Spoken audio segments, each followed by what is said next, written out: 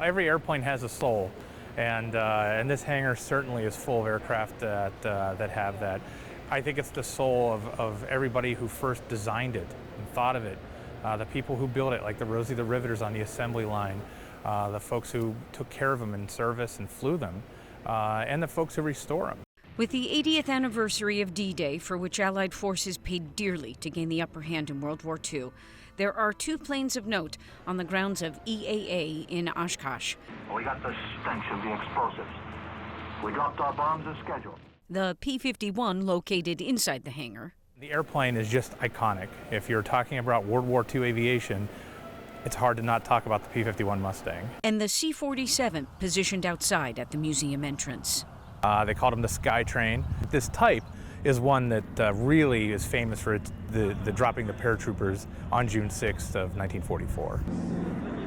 The story behind the plane with the very American name of Mustang is that it was originally made for the British by North American in California, which churned out a prototype within a remarkable 120 days. It had the range and the performance to go all the way to Germany and back with our bombers and be an escort. So it could sort of fend off enemy fighters and protect our bombers and allow our bombers to strike. The only thing the British changed was the engine, a Rolls-Royce Merlin engine, which gave it its distinctive sound. Both engines are on full display.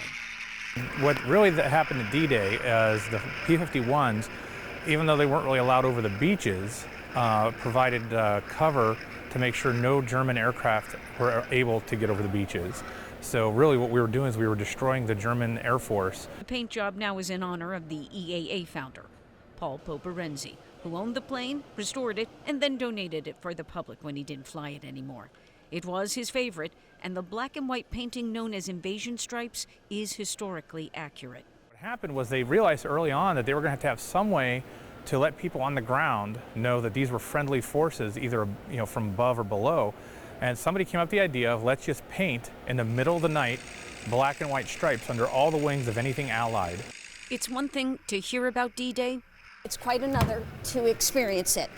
And that's what EAA is all about, to give people the opportunity to get in the cockpit and get a true sense of the bravery involved in the invasion of Normandy. As a lover of black and white footage, there's something to be said for coming out and seeing it in person. There's an interesting story behind the Douglas C-47. It wasn't designed for the military. When the war broke out, everybody had something to do with the war effort, and the airlines were no different. So this aircraft behind me was actually originally ordered for Eastern Airlines.